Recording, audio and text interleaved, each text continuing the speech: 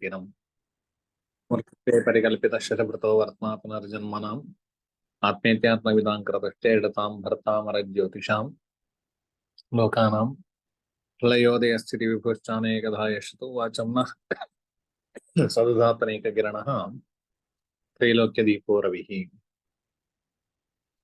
ಇವತ್ತು ನಮಗೆ ಹೋರಾಸ್ವಾಮಿ ಗುರುಜ್ಞ ವೀಕ್ಷಿತಯುತ ನಾನ್ಯಶ್ಚ ವೀರ್ಯೋತ್ಕಟ ಕೇಂದ್ರಸ್ಥ ವಿಪದಾದಯೋಹ್ನಿ ನಿಶಿಚ ಪ್ರಾಪ್ತೆ ಚ ಸಂಧ್ಯಾದ್ವಯೇ ಪೂರ್ವಾರ್ಧೇ ವಿಷಯಾದಯ ಕೃತಗುಣ ಮಾನಂ ಪ್ರತೀಪಂ ತತೋ ದುಶ್ಚಿತ್ಕಂ ಸಹಜಂ ತಪಶ್ಚ ನವಮಂ ಪ್ರಾಜ್ಯಂ ತ್ರಿಕೋಣಂಚ ತತ್. ಈ ಶ್ಲೋಕದ ಪಾಠ ನಾವು ನೋಡ್ತಾ ಇದ್ವಿ. ಅದರಲ್ಲಿ ಮೊದಲನೇ ಪಾದ ಹೋರಾಸ್ವಾಮಿ ಗುರುಜ್ಞ ವೀಕ್ಷಿತಯುತ ನಾನ್ಯೀಷ್ಟ ವೀರ್ಯೋತ್ಕಟ. ಒಂದು ಲಗ್ನಕ್ಕೆ ಲಗ್ನಾಧಿಪತಿ ಹೋರಾಸ್ವಾಮಿ ಅಂತೇಳಿ ಹೇಳಿದ್ರೆ ಲಗ್ನಾಧಿಪತಿ ಗುರು ಬೃಹಸ್ಪತಿ ಗ್ರಹ, ಜ್ಞ ಅಂತ ಹೇಳಿದ್ರೆ ಬುಧ ಗ್ರಹ. ಲಗ್ನಕ್ಕೆ ಬುಧಗ್ರಹನ ಗುರುಗ್ರಹನ ಅಥವಾ ಲಗ್ನಾಧಿಪತಿಯ ದೃಷ್ಟಿಗಳು ಹೋರಾಸ್ವಾಮಿ ಗುರುಜ್ಞ ವೀಕ್ಷಿತ, ವೀಕ್ಷಣೆ ಅಂತ ಹೇಳಿದ್ರೆ ದೃಷ್ಟಿ ಎಂಬುದಾಗಿ ಅರ್ಥ. ಯುತ ವೀಕ್ಷಣೆ ಅಥವಾ ಯುತಿ ಎರಡೂ ಬರ್ಲಿಕ್ಕೆ ಸಾಧ್ಯ ಇಲ್ಲ. ಅದರಿಂದಾಗಿ ಯುತಿ ಬಂದ್ರೆ ದೃಷ್ಟಿ ಅಗತ್ಯತೆ ಇರುವುದಿಲ್ಲ. ಯುತಿ ಇಲ್ಲದಿದ್ರೆ ದೃಷ್ಟಿ ಯಾದ್ರೂ ಬರ್ಬೇಕು. ಈ ರೀತಿಯ ಒಂದು ವ್ಯವಸ್ಥೆ. ಒಂದು ವೀಕ್ಷಣೆ ಅಥವಾ ಯುತಿ, ಆ ರಾಶಿಯಲ್ಲಿ ಲಗ್ನದಲ್ಲಿ ಗುರು ಮತ್ತೆ ಬುಧ ಇರುವಂತದ್ದು. ಮುಂದಕ್ಕೆ ಚೇಷ್ಟಾ ಬಲದಲ್ಲಿ ದಿಗ್ಬಲದಲ್ಲಿ ಹೇಳ್ತಾರೆ ಎರಡನೇ ಅಧ್ಯಾಯದಲ್ಲಿ. ಲಗ್ನದಲ್ಲಿ ಗುರು ಮತ್ತೆ ಬುಧ ಬಂದ್ರೆ ಅವರಿಗೆ ದಿಗ್ಬಲ. ಯಾವುದು ಚತುರ್ಥದಲ್ಲಿ ಚಂದ್ರ ಮತ್ತೆ ಶುಕ್ರನಿಗೆ, ಹಾಗೆ ಸಪ್ತಮದಲ್ಲಿ ಶನಿಗೆ, ಮತ್ತೆ ದಶಮದಲ್ಲಿ ಕುಜ ಮತ್ತೆ ರವಿಗಳು ಬಂದ್ರೆ ದಿಗ್ಬಲವರಿಗೆ ಅಂತ ಹೇಳ್ತಾರೆ. ಆ ವಿಷಯಕ್ಕೂ ಇದೊಂದು ದಿಗ್ಬಲವೂ ಹೇಳಿದ ಹಾಗೆ ಆಗ್ತದೆ ಇದರಿಂದ. ಲಗ್ನದಲ್ಲಿ ಗುರು ಮತ್ತೆ ಬುಧ ಬಂದ್ರೆ ಅವರಿಗೆ ದಿಗ್ಬಲವೂ ಇರ್ತದೆ, ಹಾಗೆ ಲಗ್ನಕ್ಕೂ ಬಲಿಷ್ಠತ್ವ ಬರ್ತದೆ ಅಂತೇಳಿ. ಆದ್ರೆ ಹೋರಾಸ್ವಾಮಿ ಯಾರು ಬೇಕಾದ್ರೂ ಆಗಿರ್ಬೋದು. ಲಗ್ನಾಧಿಪತಿ ಯಾರಾದ್ರೂ ಅವನು ಲಗ್ನದಲ್ಲಿ ಬಂದ್ರೆ ಶುಭ. ಕೆಲವರ್ಗ ಪಾಪಗ್ರಹರು ಇರ್ತಾರೆ. ಈಗ ಲಗ್ನದಲ್ಲಿ ಪಾಪಗ್ರಹರು ಬಂದ್ರೆ ಒಳ್ಳೇದಲ್ಲ ಆಕ್ಚುಲಿ. ಆದ್ರೆ ಲಗ್ನಾಧಿಪತಿ ಆಗಿದ್ರೆ ಅವನು ಲಗ್ನದಲ್ಲಿ ಬಂದರೂ ಕೂಡ ಶುಭ ಅಂತ ಹೇಳುವಂತದ್ದನ್ನೇ ನಾವು ತಗೊಳ್ಬೇಕು. ಅದಕ್ಕೋಸ್ಕರ ಈ ವ್ಯವಸ್ಥೆಯನ್ನು ಹೇಳಿದ್ದಾರೆ. ಶುಭಗ್ರಹರು ಬಂದ್ರೆ ನಮಗೆ ಸಮಸ್ಯೆ ಇಲ್ಲ. ಲಗ್ನಕ್ಕೆ ಶುಭಗ್ರಹರು ಯಾವತ್ತೂ ಒಳ್ಳೇದಂತೇಳಿ ಇರುವುದು. ಸೌಮ್ಯಾನಾಮದೆಯಷ್ಟು ದೃಷ್ಟಿರಮರಾಚಾರ್ಯ ಸ್ಥಿತಿಶ್ಚೇಪ್ಸೆ ಭಾವೇ ಚಾಭಿಮತೆ ತಥೇ ತರಕಗಾಹ ದೇವಸ್ಯ ತೇ ಅನುಗ್ರಹಂ ಗುರುಯುಹು ಅಂತೇಳಿ ಹೇಳ್ತಾರೆ. ಅಂದ್ರೆ ಲಗ್ನದಲ್ಲಿ ಶುಭಗ್ರಹನ ಉದಯ. ಉದಾಹರಣೆಗೆ ಹೇಗೆ? ಯಾವುದೇ ಲಗ್ನವಾಗಿ ಬಂದಿರ್ಬೋದು. ಈಗ ನಮಗೆ ತುಲಾ ಲಗ್ನ ಇತ್ತು ಅಂತಂದ್ರೆ, ತುಲಾ ಲಗ್ನದಲ್ಲಿ ಯಾವ್ದಾದ್ರು ಒಂದ್ ಹೇಳಿ. ಈಗ ಕನ್ಯಾ ಲಗ್ನ ತಗೊಳ್ಳುವ, ಸರಿ. ಅಥವಾ ವೃಶ್ಚಿಕ ಲಗ್ನ ಈಗ ತಗೊಳ್ಳುವ. ನಮಗೆ ಅದೊಂದು ವ್ಯವಸ್ಥೆ. ಈಗ ವೃಶ್ಚಿಕ ಲಗ್ನ ಮೊನ್ನೆ ಕೂಡ ಹೇಳಿದ್ದೇನೆ ಅಲ್ವಾ? ವೃಶ್ಚಿಕ ಲಗ್ನಕ್ಕೆ ಲಗ್ನಾಧಿಪತಿ ಯಾರು? ಕುಜ. ಮೊನ್ನೆ ಮಾತಾಗಿದೆ. ಕುಜ. ಯಾಕೆ?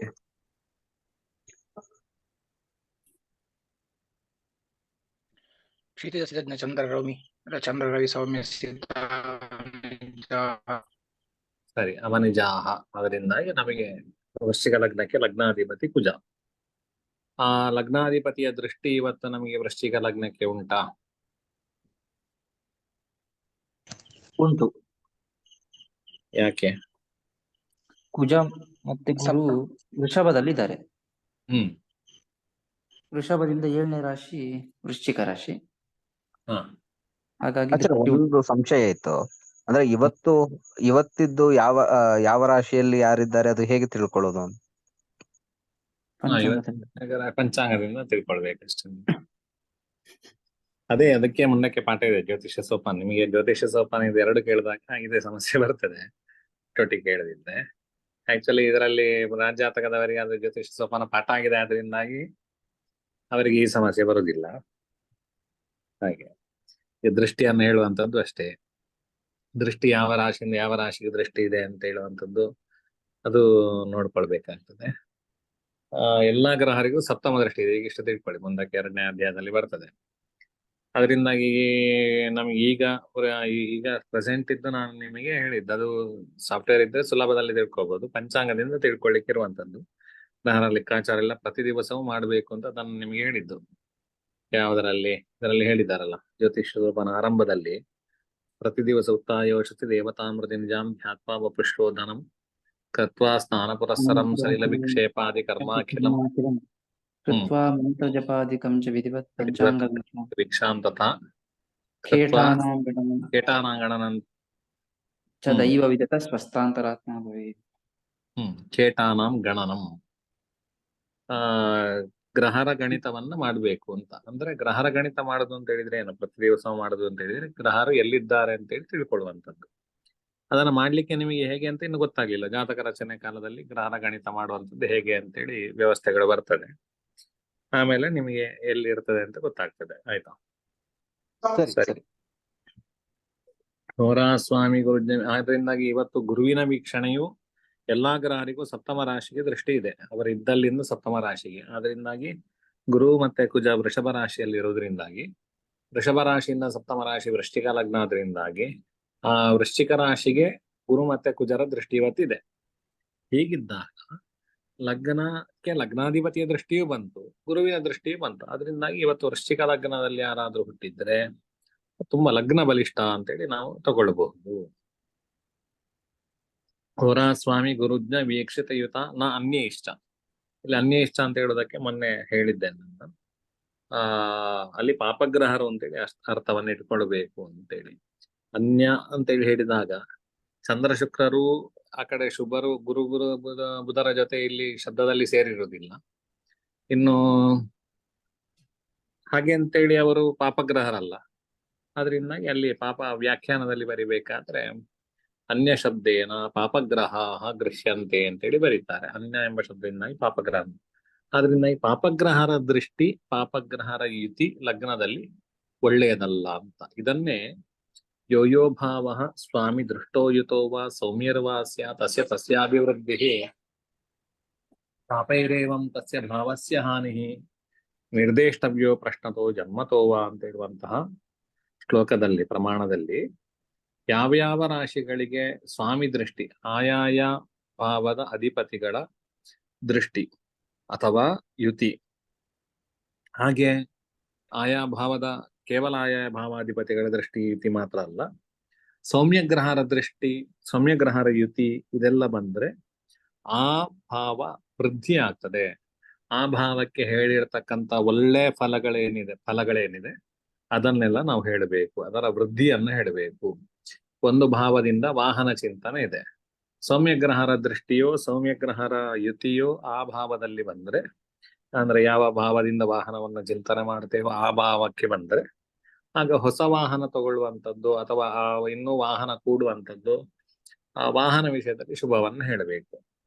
ಅದೇ ರೀತಿಯಲ್ಲಿ ಪಾಪಗ್ರಹೈ ಪಾಪೈರೇವಂ ತಸ್ಯ ಭಾವಸ್ಯ ಹಾನಿ. ಪಾಪಗ್ರಹರಿಗೆ ಈ ರೀತಿಯಲ್ಲಿದ್ದಾಗ, ಅಂದ್ರೆ ಪಾಪಗ್ರಹರ ಯುತಿ ಅಥವಾ ಪಾಪಗ್ರಹರ ದೃಷ್ಟಿ ಯಾವ ಭಾವಕ್ಕೆ ಬರ್ತದೋ ಆಗ ಅದು, ಈಗ ವಾಹನ ಭಾವ ಅಂತೇಳಿ ಚತುರ್ಥ ಭಾವಕ್ಕೆ ಎಲ್ಲಿಯಾದ್ರೂ ಬಂದ್ರೆ ವಾಹನದಲ್ಲಿ ಹಾನಿ, ವಾಹನ ಯಾವಾಗ್ಲೂ ರಿಪೇರಿ ಅಥವಾ ವಾಹನದಲ್ಲಿ ಅಪಘಾತ ಇತ್ಯಾದಿಗಳನ್ನೆಲ್ಲ ಆ ಭಾವಕ್ಕೆ ಹಾನಿಯನ್ನ ನಾವು ಚಿಂತನೆ ಮಾಡ್ಬೇಕು. ಯಾವ ವಿಷಯವನ್ನು ಚಿಂತನೆ ಮಾಡ್ತಾ ಇದ್ದೇವೆ ಅದಕ್ಕೆ ಹಾನಿ ಅಂತೇಳಿ.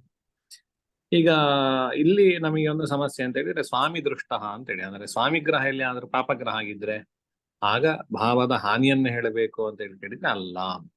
ಸ್ವಾಮಿ ದೃಷ್ಟಿ ಅಂತ ಹೇಳುವ ವಿಷಯದಲ್ಲಿ ಅದು ಪಾಪಗ್ರಹ ಆಗಿದ್ರು ಕೂಡ ಸ್ವಾಮ ದೃಷ್ಟಿ ಅಂತ ಹೇಳುವಂತದ್ರಿಂದ ಗುಣವನ್ನೇ ತಗೊಳ್ಬೇಕು. ಆದ್ರಿಂದಾಗಿ ಈಗ ವೃಶ್ಚಿಕ ಲಗ್ನಕ್ಕೆ ಕುಜ ಅಂತ ಹೇಳಿದ್ರೆ ಪಾಪಗ್ರಹ, ಅವನ ದೃಷ್ಟಿ ಒಳ್ಳೇದಲ್ಲ ಆಕ್ಚುಲಿ ಕುಜ ದೃಷ್ಟಿ. ಆದರೆ ಲಗ್ನಾಧಿಪತಿಯದ್ದೇ ದೃಷ್ಟಿ ಆದ್ರಿಂದಾಗಿ ಕುಜಗ್ರಹನ ದೃಷ್ಟಿ ಬಲಿಷ್ಠತ್ವವನ್ನು ಕೊಡ್ತದೆ, ಲಗ್ನಕ್ಕೆ ಬಲಿಷ್ಠತ್ವವನ್ನು ಕೊಡ್ತದೆ ಅಂತೇಳಿ ಒಂದು ವ್ಯವಸ್ಥೆ.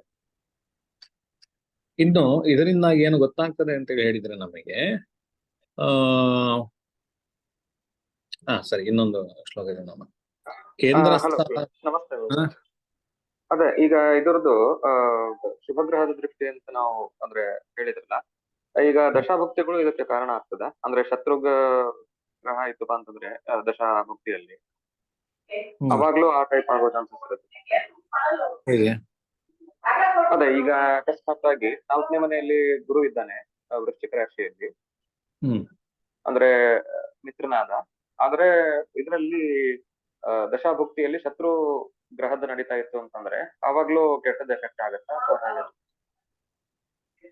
ಈಗ ಗುರು ಯಾರಿಗೆ ಮಿತ್ರ? ಮಂಗಳನಿಗೆ. ಅದು ಯಾವ ರಾಶಿಯಲ್ಲಿ ಇದ್ದಾನೆ ಗುರು? ಅದೇ ವೃಶ್ಚಿಕ ರಾಶಿಯಲ್ಲಿದ್ದಾನೆ, ಗುರುವ? 4ನೇ ಮನೆಯಲ್ಲಿ, 4ನೇ ಭಾವದಲ್ಲಿ. ಹಾ ಹಾ ಹಾ. ಹಾ, 4ನೇ ಅವಾಗ ಭಾವದಲ್ಲಿ, 4ನೇ ಭಾವ ಆಗಿ ಅದಲ್ಲ. 4ನೇ ಭಾವದಲ್ಲಿ ವೃಶ್ಚಿಕ ರಾಶಿ. ಅದೇ ನೀವು ದಶೆಗೆ ಇದಕ್ಕೂ ಕಂಪೇರ್ ಮಾಡ್ಲಿಕ್ಕೆ ಹೋಗ್ಬೇಡಿ. ಹಾ ದಶೆ ವ್ಯವಸ್ಥೆಗಳು ಆಯಾಯ ದಶೆಯಲ್ಲಿ ಅಂತದ್ದನ್ನ ಹೇಳ್ತದೆ. ಇದೀಗ ನಮಗೆ ಒಳ್ಳೆದ್ದ ಹಾಳಂತ ಫಸ್ಟಿಗೆ ನೋಡಿಕೊಳ್ಳುದು, ಆ ಫಲ ಸಿಗುವಂತದ್ದು. ಈಗ ಹಾನಿ ಅಂತ ಹೇಳಿದ್ರೆ ಜೀವನ ಇಡೀ ಹಾಳಾಗ್ತದೋ, ಅಥವಾ ಈಗ ಒಳ್ಳೇದ್ದು ಅಂತ ಹೇಳಿ ಬಂದ್ರೆ ಜೀವನ ಇಡೀ ಒಳ್ಳೇದಾಗ್ಬೇಕಲ್ವಾ? ಹಾಗೆ ಅಲ್ವಾ? ಆ ಫಲ ವ್ಯವಸ್ಥೆಗೆ ಸಮಯವನ್ನು ಸೂಚನೆ ಮಾಡ್ಲಿಕ್ಕೆ ಇರುವಂತದ್ದು ದಶಾ ವ್ಯವಸ್ಥೆ. ಅದರಿಂದಾಗಿ ದಶಾ ವ್ಯವಸ್ಥೆಯಲ್ಲಿ ಹಾಳು, ಈಗ ಶತ್ರುಗ್ರಹಣ ಜೊತೆಗೆ ಬಂದು ಆ ರೀತಿಯಲ್ಲಿ ಶತ್ರುಗ್ರಹಣ ದಶೆ ಆಗ್ತಾ ಇದ್ರೆ ಅದಕ್ಕೂ ಇದಕ್ಕೂ ಸಂಬಂಧ ಇಲ್ಲ. ಹಾಗಿದ್ರೆ ನಿಮಗೆ ಗುರುವಿನಿಂದ ಒಳ್ಳೆ ವಾಹನದಲ್ಲಿ ವೃದ್ಧಿಯನ್ನು ಹೇಳ್ಬೇಕಾದ್ರೆ, ಗುರುವಿನ ದಶೆ ಬರ್ಬೇಕಾದ್ರೆ ಕಾಯ್ಬೇಕು. ಕೇವಲ ದಶ ಮಾತ್ರ ಅಲ್ಲ, ದಿನಕರರು ಇದ್ರು ಪ್ರವೇಶ ಕಾಲೆ ಅಂತ ಹೇಳುವಂತ ಒಂದು ವ್ಯವಸ್ಥೆ ಇದೆ. ಮೊನ್ನೆ ಒಂದು ಪಾಠ ಆಗಿದೆ ನಿಮಗೆ, ಕೇಂದ್ರ ಮತ್ತೆ ಪಣಪರ ಮತ್ತೆ ಆಪೋಕ್ಲಿಮ ಅಂತ, ನೆನಪಿದ್ಯಾ? ಇಲ್ಲ ನಾನು ಊರಲ್ಲಿರ್ಲಿಲ್ಲ ಅವತ್ತು. ಅದನ್ನ ಇನ್ನೊಮ್ಮೆ ರೆಕಾರ್ಡ್ ನೋಡ್ತೀನಿ. ಹಾ ಸರಿ ಸರಿ. ಈ ಪಿಕ್ಚರ್ ಅಲ್ಲಿ ಅರ್ಧ ಆದ್ಮೇಲೆ ಬಂದ್ರೆ ಏನು ಅರ್ಥ ಆಗುದಿಲ್ಲ ಅಂತ ಸಮಸ್ಯೆ. ಸರಿ, ಅದರಿಂದ ಆದಷ್ಟು ರೆಕಾರ್ಡ್ ಕೇಳಿದೆ. ಈಗ ಬಂದಿದೆ, ರೆಕಾರ್ಡಿಂಗ್ ಬಂದಿದೆ, ನೋಡಿದಾಗ ಆಯ್ತು ನನಗೆ. ಸರಿ, ಅದರಿಂದಾಗಿ ಆಯ್ತು, ಇರ್ಲಿ. ನೀವು ಇಲ್ಲದಿದ್ರು ತಿಳಿಸ್ತಾರೆ. ಕೇಂದ್ರ ಪಣಪರ ಆಪೋಕ್ಲಿಮ, ಕೇಂದ್ರದಲ್ಲಿರ್ತಕ್ಕಂಥ ಗ್ರಹ ಯಾವತ್ತೂ ಕೂಡ ನಮಗೆ ಆರಂಭದಲ್ಲಿ ಫಲವನ್ನು ಕೊಡ್ತಾರೆ. ಪಣಪರದಲ್ಲಿರ್ತಕ್ಕಂಥ ಗ್ರಹರು ಮಧ್ಯಕಾಲಘಟ್ಟದಲ್ಲಿ ಫಲವನ್ನು ಕೊಡ್ತಾರೆ. ಆಪೋಕ್ಲಿಮದಲ್ಲಿರ್ತಕ್ಕಂಥ ಗ್ರಹರು ಅಂತ್ಯ ಜೀವನದಲ್ಲಿ ಫಲವನ್ನು ಕೊಡ್ತಾರೆ ಅಂತ. ಹೀಗೆ ಒಂದು 2-3 ವ್ಯವಸ್ಥೆಗಳಿದೆ. ಅದನ್ನೆಲ್ಲ ನೋಡಿಕೊಂಡು ಅದರಲ್ಲಿ ವಿಮರ್ಶೆ ಮಾಡಿಕೊಂಡು ಯಾವಾಗ ಅದು ಸೂಚನೆ ಆಗ್ಬೋದು, ಆ ದಶಾಕಾಲದಲ್ಲಿ ಭುಕ್ತಿ ಕಾಲಗಳು ಬರ್ತದೆ, ಅದನ್ನೆಲ್ಲ ಚಿಂತನೆ ಮಾಡಿಕೊಂಡಾಗ ನಾವು ಫಲ ನಿರ್ದೇಶನ ಮಾಡಬೇಕು. ನೇರವಾಗಿ ಈಗ ಒಳ್ಳೇದು ಅಂತ ಹೇಳೋದು, ಈಗ ಒಂದೊಂದು ಪಾಯಿಂಟ್ ಹೇಳ್ತಾ ಇದ್ದಾರೆ ಅಷ್ಟೇ. ಇಲ್ಲಿಂದ ಒಳ್ಳೇದನ್ನ ಹೇಳ್ತಾ ಇದ್ದಾರೆ. ಅದು ಸಮಯ ನಿಮಗೆ ಅದು ಬೇರೆ ವಿಷಯದಿಂದ ತಿಳ್ಕೊಳ್ಬೇಕು. ಆಯ್ತಾ? ಸರಿ. ಕೇಂದ್ರಸ್ಥ ದ್ವಿಪದಾದ ಯೋನಿ ನಿಶಿಚ ಪ್ರಾಪ್ತೇ ಚ ಸಂಧ್ಯಾದ್ವಯೇ. ಇನ್ನು ಯಾರು ಪ್ರಶ್ನೆ ಇದ್ರು ಕೂಡ ಪಾಠ ಮುಗಿದ ಮೇಲೆ ಕೇಳಿ, ಆಯ್ತಾ? ಅದು ನಡುವಲ್ಲಿ ಕೇಳಿದ್ರೆ ನಮಗೆ ಅದು ಬ್ರೇಕ್ ಆಗ್ತದೆ. 2ನೇ ಪಾದ ಇದು, ಕೇಂದ್ರಸ್ಥ ದ್ವಿಪದಾದ ಯೋನಿ ನಿಶಿಚ ಪ್ರಾಪ್ತೇ ಚ ಸಂಧ್ಯಾದ್ವಯೇ. ಕೇಂದ್ರದಲ್ಲಿ ಯಾರೆಲ್ಲ ಬಲಿಷ್ಠರಾಗ್ತಾರೆ ಅಂತೇಳಿ, ದ್ವಿಪದಾದಯ ಅಗ್ನಿ ನಿಶಿಚ ಪ್ರಾಪ್ತೇ ಚ ಸಂಧ್ಯಾದ್ವಯೇ. ದ್ವಿಪದಾದಯ ಅಂತೇಳಿ ಹೇಳಿದ್ರೆ ದ್ವಿಪಾತಗಳು, ಚತುಷ್ಪಾತಗಳು, ಮತ್ತೆ ನಾವು ಮೊನ್ನೆ ಪಾಠದಲ್ಲಿ ನೋಡಿದ್ದೇವೆ ಯಾವುದೆಲ್ಲ, ಅಂಬುಚರ ಮತ್ತೊಂದು ಕೀಟ ಅಂತೇಳಿ ಈ ವ್ಯವಸ್ಥೆಯನ್ನು ನೋಡಿದ್ದೇವೆ. ಅದರಿಂದಾಗಿ ಕೇಂದ್ರದಲ್ಲಿ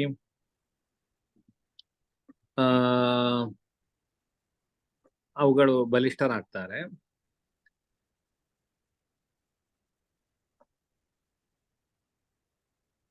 ಅಗ್ನಿ ನಿಶಿಚ ಪ್ರಾಪ್ತೇ ಚ ಸಂಧ್ಯಾದ್ವಯೇ. ಹಗಲಿನಲ್ಲಿ ಮತ್ತೆ ರಾತ್ರಿಯಲ್ಲಿ 2 ಸಂಧ್ಯೆಗಳಲ್ಲಿಯೂ ಕೂಡ ಕೀಟರಾಶಿಗಳು ಬಲಿಷ್ಠ ಆಗ್ತದೆ. ಇದರ ಅರ್ಥವನ್ನು ಹೇಳ್ಬೇಕಾದ್ರೆ ಹೇಳ್ತಾನೆ, ವಿಪದಾದಯ ಅಗ್ನಿ ನಿಶಿಚ ಸಂಧ್ಯಾದ್ವೇ ಪ್ರಾಪ್ತೇ ಚ ವೀರ್ಯೋತ್ಕಟಾಃ ಭವಂತಿ.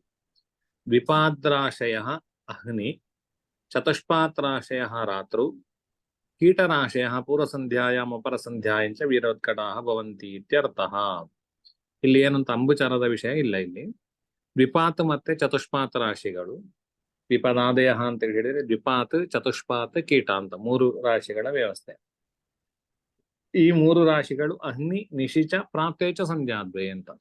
ಅಗ್ನಿಯಲ್ಲಿ ದ್ವಿಪಾತ್ ರಾಶಿಗಳು ಬಲಿಷ್ಠ ಆಗ್ತದೆ, ಕೇಂದ್ರವಾಗಿರ್ಬೇಕು. ಹಾಗೆ ಕೇಂದ್ರವಾಗಿ ಬಂದು ರಾತ್ರಿಯಲ್ಲಿ ಜನನಾಗಿ ಕೇಂದ್ರ ಚತುಷ್ಪಾತ್ ರಾಶಿಗಳು ಕೇಂದ್ರವಾಗಿ ಬಂದಾಗ ಅದು ಬಲಿಷ್ಠ ಆಗ್ತದೆ. ಇನ್ನು ಸಾಯಂಕಾಲ ಹೊತ್ತಿನಲ್ಲಿ ಸಂಧ್ಯಾಕಾಲದಲ್ಲಿ ಯಾರಾದ್ರೂ ಹುಟ್ಟಿದ್ರೆ ಅದು ಆ, ಕೀಟರಾಶಿಗಳು ಸಂಧ್ಯಾಕಾಲದಲ್ಲಿ ಜನನಾದವರಿಗೆ ಕೇಂದ್ರವಾಗಿ ಬಂದಿದ್ರೆ ಆಗ ಆ ರಾಶಿಯು ಬಲಿಷ್ಠ ಆಗ್ತದೆ. ಇಲ್ಲಿ ಕೀಟ ಶಬ್ದದಿಂದಾಗಿ ಯಾವುದೆಲ್ಲ ರಾಶಿಗಳನ್ನು ಇಟ್ಕೊಳ್ಬೇಕು ಅಂತ ಹೇಳಿದ್ರೆ ವೃಶ್ಚಿಕ, ಮೀನ, ಮಕರಾಂತ್ಯಾರ್ಧಾಹ, ಉಕ್ತಾಹ. ವೃಶ್ಚಿಕ, ಮೀನ, ಮಕರಾಂತ್ಯ ರಾಶಿಗಳನ್ನೆಲ್ಲ ಕೀಟ ಶಬ್ದದಿಂದಾಗಿ ನಾವು ತಗೊಳ್ಬೇಕು ಅಂತೇಳಿ ಹೇಳ್ತಾರೆ. ಆದ್ರೆ ಸರಿಯಾಗಿ ಅಂತೇಳಿ ಹೇಳಿದ್ರೆ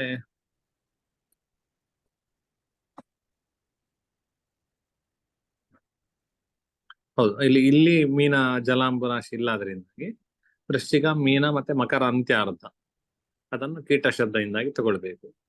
ಚತುಷ್ಪಾತ ರಾಶಿಗಳು ಯಾವುದೆಲ್ಲ? ಗೋ ಅಂತ ಹೇಳಿದ್ರೆ ಇದು ವೃಷಭ ರಾಶಿ, ಮೇಷ ರಾಶಿ, ಹಾಗೆ ಸಿಂಹ ರಾಶಿ,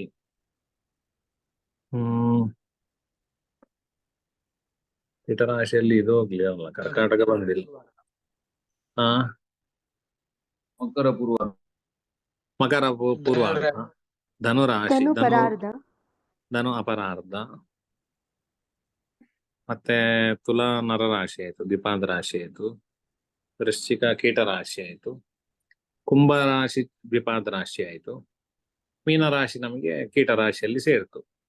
ಈ ಕರ್ಕಾಟಕ ರಾಶಿಯನ್ನು ನಮಗೆ ಹೆಚ್ಚಿನ ಅಂಶ ಗೋಜಾಶಿ, ಕರ್ಕಿ, ಮಿಥುನ, ಸಮರ್ಗ, ನಿಶಾಖ್ಯ, ಅದರಿಂದಾಗಿ ಆ ಚತುಷ್ಪಾದ ಇದರಲ್ಲಿ ಸೇರಿಸುವಂತದ್ದು ಒಳ್ಳೆಯದು ಅಂತ ಕಾಣುತ್ತದೆ.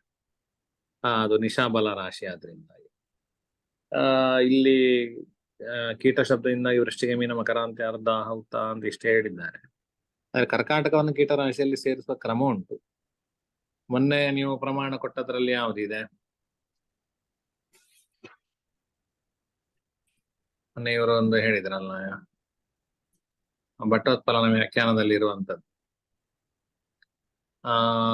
ನೃಪ್ತುಲ ಘಟ ಕನ್ಯಾ ಅಲ್ಲ, ನೃಪ್ತುಲ ಘಟಕ್ ಕನ್ಯಾ ಪೂರ್ವಾರ್ಧಾಚ ಧನ್ವಿನಃ ಲಗ್ನಸ್ಥಾ ಬಲಿನೋ ಜ್ಞೇಯತೆ ನರರಾಶಯ ಚತುರ್ಥೇ ಕರ್ಕಟೋ ಮೀನಃ ಮಕರಾರ್ಧಂಚ ಪಶ್ಚಿಮಂ ಯಜ್ಞೆಯೋ ಬಲಿನೋ ನಿತ್ಯಂ. ಇಲ್ಲಿ ಜಲರಾಶಿಯಲ್ಲಿ ಅದನ್ನು ಸೇರಿಸಿಬಿಟ್ಟಿದ್ದಾರೆ, ಅದರಿಂದ ಕೀಟರಾಶಿ ಇಲ್ಲ. ಸಪ್ತಮೇ ವೃಶ್ಚಿಕೋ ಕೀಟ ಬಲವಾನ್ ಪರಿಕೀರ್ತದ, ಇಲ್ಲಿ ವೃಶ್ಚಿಕ ರಾಶಿಯನ್ನು ಮಾತ್ರ ಕೀಟ ಅಂತ ಹೇಳಿದ್ದಾರೆ. ಧನ್ವಂತಜಾರ್ಧ ಗೋಸಿಂಹ ಬಲಿನಃ ಕೇ ಚತುಷ್ಪದಾಹ, ಧನ್ವಂತರ್ಧ ಅಲ್ವಾ, ಧನ್ವಂತಾರ್ಧ ಜಗೋಸಿಂಹ. ಸರಿ, ಹಾಗಿದ್ರೆ ಇಲ್ಲಿ ಈ ಪ್ರಕರಣದಲ್ಲಿ ನಮಗೆ ಕೀಟ ಇದು ಕುಳಿರ ರಾಶಿಯನ್ನು ಅಂದ್ರೆ ಕರ್ಕಾಟಕ ರಾಶಿಯನ್ನು ಚತುಷ್ಪಾತ ರಾಶಿಯಲ್ಲಿ ಸೇರಿಸಬಹುದು ಅಂತ ಕಾಣುತ್ತದೆ. ವ್ಯಾಖ್ಯಾನದಲ್ಲಿ ಬರ್ದಿಲ್ಲ, ಅಥವಾ ಕರ್ಕಾಟಕ ಇದಲ್ಲ, ಏಡಿ ಬಲಿಷ್ಠತ್ವ ಇರುವುದು ರಾತ್ರಿಯಲ್ಲಿ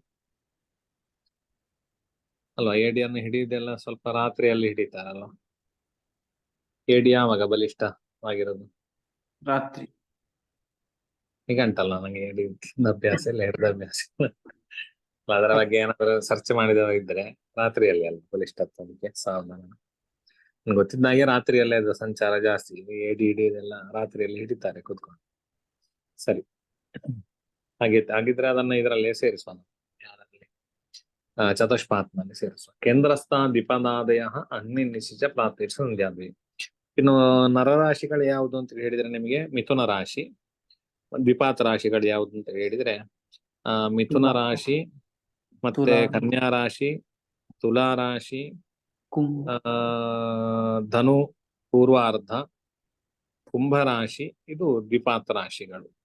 ಇದೆಲ್ಲವೂ ಕೂಡ ನಮಗೆ ಕೇಂದ್ರವಾಗಿ ಬಂದು ಲಗ್ನ, ಸಪ್ತಮ, ಚತುರ್ಥ ಮತ್ತೆ 10 ದಶಮ ಈ ಯಾವುದರಲ್ಲಿ ಆದ್ರೂ ಒಂದರಲ್ಲಿ ಆಗಿರ್ಬೇಕದು. ಹಗಲು ಜನನ ಆದ್ರೆ ಇದನ್ನ ಇಟ್ಕೊಳ್ಬೇಕು, ಅದು ಬಲಿಷ್ಠ ಆಗಿರ್ತದೆ ಅಂತೇಳಿ ಈ ವ್ಯವಸ್ಥೆಯಲ್ಲಿ ಒಂದು ರಾಶಿಗೆ ಬಲಿಷ್ಠತ್ವವನ್ನು ಹೇಳ್ತಾರೆ. ಇನ್ನು ಪೂರ್ವಾರ್ಧೆ ವಿಷಯಾದಯ ಕೃತಗುಣ ಮಾನಂ ಪ್ರದೀಪಂ ತಥೋ.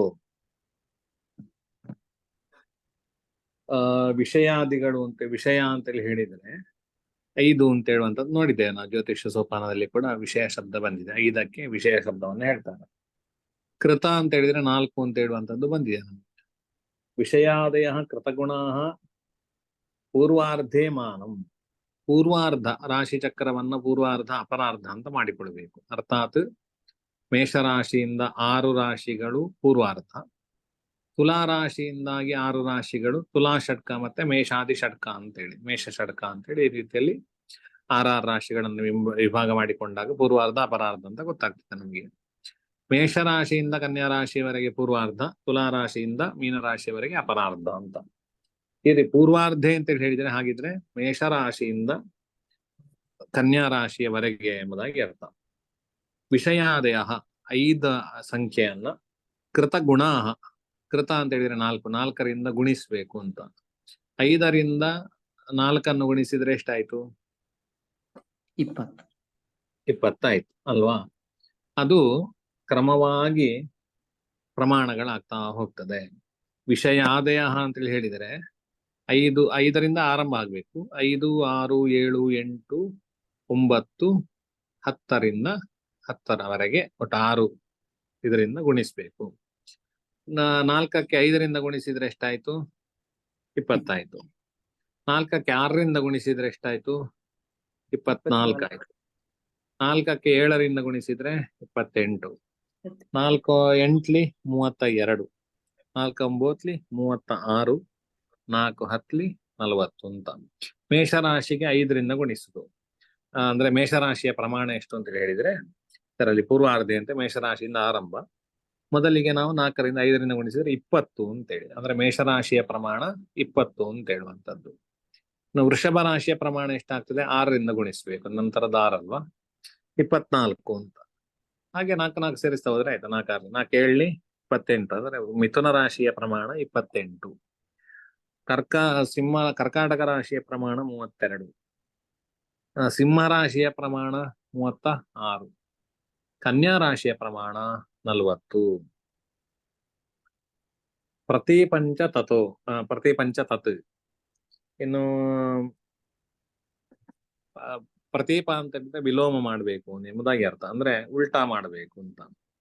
ಈ ಎಲ್ಲ ವ್ಯವಸ್ಥೆಯನ್ನು ಉಲ್ಟಾ, ತುಲಾದಿ ರಾಶಿಗಳನ್ನು ಅಪರಾರ್ಧದಲ್ಲಿ ಉಲ್ಟಾ ವ್ಯವಸ್ಥೆ, ಅರ್ಥಾತ್ ಮೊದಲಿಗೆ 4 10ಲಿ, ಮತ್ತೆ 4 9ಲಿ, ಮತ್ತೆ 4 8ಲಿ, ಈ ರೀತಿಯಲ್ಲಿ ಬರಬೇಕು. ಅರ್ಥಾತ್ ತುಲಾ ರಾಶಿಗೆ ಎಷ್ಟಾಗ್ತದೆ? 40 ಆಗ್ತದೆ. ಮತ್ತೆ 36 ನಮಗೆ ವೃಶ್ಚಿಕ ರಾಶಿಗೆ, 32 ಧನುರಾಶಿಗೆ, 28 ಮಕರ ರಾಶಿಗೆ, 24 ಕುಂಭರಾಶಿಗೆ, 20 ಮೀನರಾಶಿಗೆ ಅಂತ. ಈ ರೀತಿಯಲ್ಲಿ ಒಂದು ವ್ಯವಸ್ಥೆಗಳು. ಇದು ಯಾಕೆ ಈ ಸಂಖ್ಯೆ ಅಂತ ಹೇಳುವಂಥದ್ದು ಈಗ ನಿಮಗೆ ಬೇಡ, ಇಷ್ಟು ನೀವು ತಿಳ್ಕೊಂಡ್ರೆ ಸಾಕು. ಅಂದ್ರೆ ಮೇಷರಾಶಿಯ ಪ್ರಮಾಣ ಎಷ್ಟು ಅಂತೇಳಿ ಹೇಳಿದ್ರೆ 20, ವೃಷಭ ರಾಶಿಗೆ 24, ಮಿಥುನ ರಾಶಿಗೆ 28, ಈ ರೀತಿಯಲ್ಲಿ ಒಂದು ರಾಶಿಗಳ ಪ್ರಮಾಣ. ಇದರಿಂದಾಗಿ ಕೆಲವು ಮಧ್ಯ, ಹ್ರಸ್ವ ಮತ್ತೆ ದೀರ್ಘ ರಾಶಿಗಳು ಅಂತ ವ್ಯವಸ್ಥೆ ಮಾಡ್ತಾರೆ. ಅದಕ್ಕೋಸ್ಕರ ಹೇಳಬೇಕಾದ್ರೆ ಮೇಷ, ಮೀನ, ಕುಂಭ ಮತ್ತೆ ವೃಷಭ ರಾಶಿಗಳು ಹ್ರಸ್ವ ರಾಶಿಗಳು ಅಂತ ಹೇಳುವಂಥದ್ದು ನಿಮಗೆ ಕೃಷ್ಣೀಯದಲ್ಲಿ ಪ್ರಮಾಣವನ್ನು ಹೇಳ್ತಾರೆ. ಬೇರೆ ಬೇರೆ ಗ್ರಂಥಗಳಲ್ಲಿ ಹೇಳಿದ್ದಾರೆ. ಹ್ರಸ್ವಾಹ, ಕುಂಭ ಜಶಾಜಾಹ ಅಂತೇಳಿ ಇರುವಂತದ್ದು ಉಂಟು, ಪ್ರಮಾಣಗಳು ಉಂಟು. ಕುಂಭರಾಶಿ ಯಾಕೆಂದ್ರೆ ಅದು 24, 20 ಈ 2 ಪ್ರಮಾಣದ್ದು. ಮತ್ತೆ ಮಧ್ಯಮ ಇದರದ್ದು ಯಾವುದು ಅಂತೇಳಿ ಹೇಳಿದ್ರೆ 28, 32 ಪ್ರಮಾಣಗಳದ್ದು ಮಧ್ಯ ಪ್ರಮಾಣದ್ದು ಅಂತೇಳಿ. ಇನ್ನು ದೀರ್ಘ ಪ್ರಮಾಣ ದೊಡ್ಡ ರಾಶಿಗಳು ಯಾವುದು ಅಂತೇಳಿ ಹೇಳಿದ್ರೆ 36 ಮತ್ತೆ 40 ಪ್ರಮಾಣ ಇರುವಂತಹ ರಾಶಿಗಳು ದೊಡ್ಡ ರಾಶಿಗಳು ಅಂತ ಹೇಳುವಂಥದ್ದು ಒಂದು ವ್ಯವಸ್ಥೆ ಇದೆ. ಅದು ಆಯಾಯ ಚಿಂತನೆಗಳಿಗೆ ನಮಗೆ ಬರ್ತದೆ. ಈಗ ಒಂದು ಮನೆ ಉಂಟು ಅಂತೇಳಿ ಬಂತು, ಮನೆಯ ಚಿಂತನೆ ಮಾಡ್ತಾ ಇದ್ದೇವೆ. ಮನೆ ದೊಡ್ಡ ಮನೆಯೋ ಚಿಕ್ಕ ಮನೆಯೋ ಅಂತೇಳಿ ಬಂದ್ರೆ ಆಗ ಮೀನ ಅಥವಾ ಮೇಷರಾಶಿಗಳಲ್ಲಿ ಆ ಮನೆಯ ಭಾವ ಬಂದ್ರೆ ಆಗ ಚಿಕ್ಕ ಮನೆ ಅಂತೇಳಿ ಚಿಂತನೆ ಮಾಡ್ಬೋದು. ಇನ್ನು ಕನ್ಯಾ ಅಥವಾ ತುಲಾ ರಾಶಿಗಳಲ್ಲಿ ಆ ಚತುರ್ಥ ಭಾವ ಬಂದಿದ್ರೆ ದೊಡ್ಡ ಮನೆ ಅಂತೇಳಿ ಚಿಂತನೆ ಮಾಡ್ಬೋದು. ಹೀಗೆಲ್ಲ ವ್ಯವಸ್ಥೆಗಳಿಗೆ ಚಿಂತನೆ ಮಾಡ್ಲಿಕ್ಕೆ ಇರುವಂತದ್ದು. ಇನ್ನು ಕೊನೆಯದೊಂದು ಪಾದ ನೋಡಿಬಿಡುವ. ದುಶ್ಚಿತ್ಕಂ ಸಹಜಂ ತಪಶ್ಚ ನವಮಂ ತ್ರಾದ್ಯಂ ತ್ರಿಕೋಣಂಚ ತತ್. ದುಶ್ಚಿತ್ಕ ಅಂತೇಳಿ ಹೇಳಿದ್ರೆ ಸಹಜ ಅಂತ ಹೇಳಿದ್ರೆ ಒಂದೇ, ಅಂದ್ರೆ 3ನೇ ಭಾವಕ್ಕೆ ದುಶ್ಚಿತ್ಕ ಎಂಬುದಾಗಿ ಹೆಸರು. ಇನ್ನು ತಪಃ ಅಂತೇಳಿ ಹೇಳಿ ನಮಗೆ ತಪಶ್ಚ ನವಮಂ 9ನೇ ಭಾವಕ್ಕೆ ತಪಃ ಅಂತೇಳಿ ಒಂದು ಸಂಜ್ಞೆ ಇದೆ. ತಪಸ್ಸನ್ನೆಲ್ಲ ಚಿಂತನೆ ಮಾಡುದು 9ನೇ ಭಾವದಿಂದ. ತ್ರ್ಯಾದ್ಯಂ ತ್ರಿಕೋಣ ಜತದು ಕೇವಲ ಅಷ್ಟು ಮಾತ್ರ ಅಲ್ಲ, ತ್ರ್ಯಾದ್ಯಂ ತ್ರಿಕೋಣ ತ್ರಿ ಆದಿಯಾಗಿಯುಳ್ಳ ತ್ರಿಕೋಣ ಶಬ್ದ, ಅರ್ಥಾತ್ ತ್ರಿತ್ರಿಕೋಣ ಎಂಬತಕ್ಕಂತಹ ಶಬ್ದವು ಕೂಡ ಸಂಜ್ಞೆಯು ಕೂಡ ನವಮ ರಾಶಿಗಿದೆ. ದುಶ್ಚಿತ್ಕಂ ಸಹಜಂ, ದುಶ್ಚಿತ್ಕ ಎಂಬುದು 3ನೇ ರಾಶಿಗೆ, ತಪಸ್ಸು ಮತ್ತೆ ತ್ರಿತ್ರಿಕೋಣ ಎಂಬುದಾಗಿ 9ನೇ ರಾಶಿಗೆ ಸಂಜ್ಞೆಗಳಿದೆ ಎಂಬುದಾಗಿ ಈ ಶ್ಲೋಕದಲ್ಲಿ ತಿಳಿಸ್ತಾರೆ. ಸರಿ, ಇನ್ನು ನಾಳೆ ನೋಡಿ ಇವತ್ತಿನ ಪಾಠ. ಕೃಷ್ಣಾರ್ಪಣಮಸ್ತು. ವರ್ತಿತ್ವೇ ಪರಿಕಲ್ಪಿತ ಶತಭೃತೋ ವರ್ತ್ಮಾ ಪುನರ್ಜನ್ಮನಾಂ ಆತ್ಮೇತ್ಯಾತ್ಮವಿದಾಂ ಕೃತಶ್ಚ ಎಡತಾಂ ಭರ್ತಾಮರ ಜ್ಯೋತಿಷಾಂ ಲೋಕಾನಾಂ ಪ್ರಳಯೋದಯ ಸ್ಥಿತಿ ವಿಭುಶ್ಚಾನೇಕಥಾ ಯಶ್ರುತೋ ವಾಚಂ ನ ಸದಧಾತನೇ ಕಿರಣಸ್ತ್ರಯೋಕ್ಯ ದೀಪೋ ರವಿಃ. ಸಂಶಯಗಳು